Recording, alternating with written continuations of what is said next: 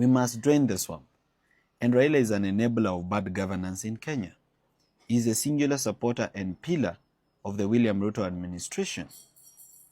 Opposition and government are in bed together to steal your money, to impoverish you, and make sure that you never rise from poverty. So you who still supports unashabikia like a football game, you think this is like Man U or Arsenal or Chelsea. So unashabikia tu. This politics is affecting your everyday life. It's affecting how you are able to afford food. It's affecting how you are able to afford electricity. This bad politics is affecting how you are able to earn a living, whether you are able to save money, whether you are able to invest in this country, whether you are able to borrow. This thing is affecting the very bottom of your life. It's affecting your health care. So if you continue just kushabikia tu, kufurahia viongozi na kuwa support without really asking yourself, why do I support this person? Is it because they're from my community? Is it because I feel excited supporting them? Is it because they have values and something they can offer me as a Kenyan citizen living and working in this country? So yes, his loss is good. It is good even for Africa, because the kind of money that has been spent to bribe presidents, presidents can be bribed to vote for this guy, is enormous. And that money is your taxes. It would have bought x-ray machines. It would have bought MRI machines in your hospital. It would have built classrooms for the kids who are studying below trees. It would have built the dusty road outside your home. Go to Nyanza and see how much it's underdeveloped. I went to Siaya. I went to Ugenya, for example. In a whole constituency, there's only one tarmac road, Gotenanga Barober, which has stalled. So then what development are you getting as the people of the region? So this has nothing to do with tribalism. This is about politicians who may have started very well. Well, we don't despise what these people did in their initial years of politics. They fought for something that was right. But that is also true for every other dictator. Even Adolf Hitler started as a revolutionary. Even Museveni saved his country, okay, before he actually began destroying it again. So we need to start having this conversation about these people who have dragged us behind with the politics of corruption, with the politics of tokenism, with the politics of violence. You know how much ODM has violence and how much it uses young people to perpetuate political violence in our country. So if you are a Gen Z and you want to see a better country and a better Kenya, and not just a Gen Z, even millennials, Gen Xers, and every other person, then Raila is not the way to go. In fact, none of these politicians will offer you the solution you want, because most of them, their style of politics is tribalism. They consolidate your support.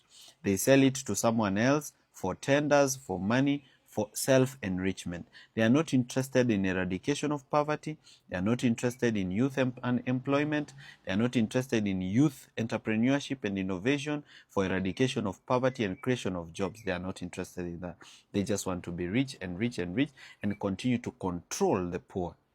So we must get ourselves out of that slavery. So this has nothing to do with individuals. It's not personal. It's not hate. It's just that we are so focused. We really know what we want.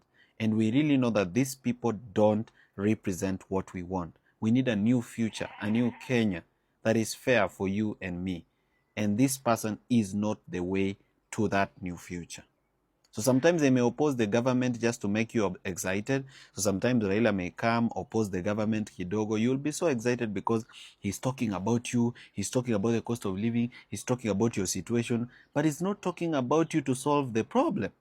He's talking about you to create enough political capital for him to be bought. Akinunuliwa with his billions and makes his money, you are left sinking.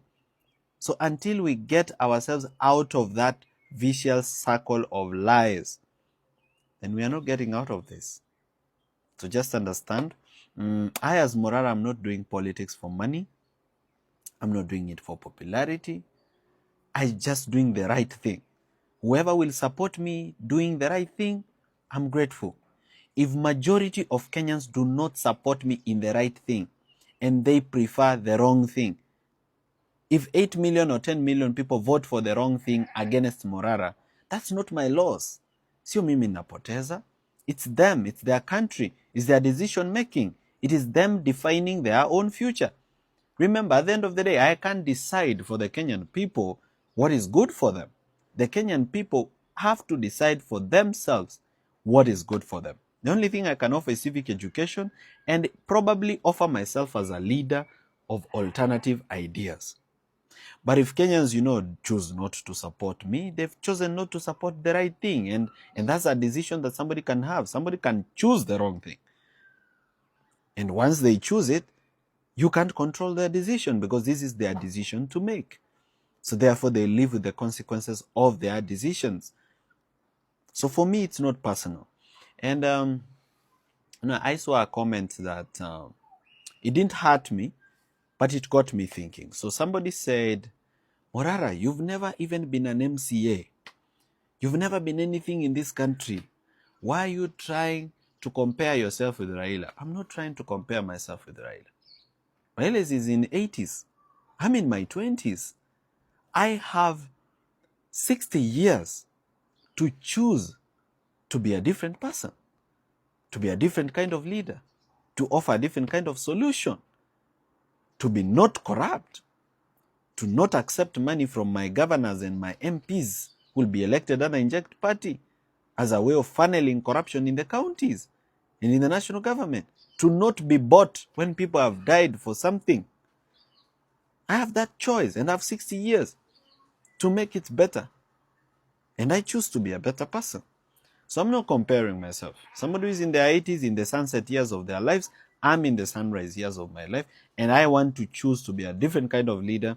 I don't admire anything about how Raila sells tickets or is bought by government or is bribed to betray the people or lies to the people that is fighting for them and yet is just fighting for himself and his money. I don't admire any of that and I don't support it. And I'm sorry if you find it offensive that I don't support it, but that's it. I don't support anything. Corruption. Matiang'i is a kisi like myself, but you heard me say that if Uhuru Kenyatta is the one behind Matiang'i, then we are doomed. Because everything I remember about the reign and leadership of Uhuru Kenyatta when he was president is traumatizing.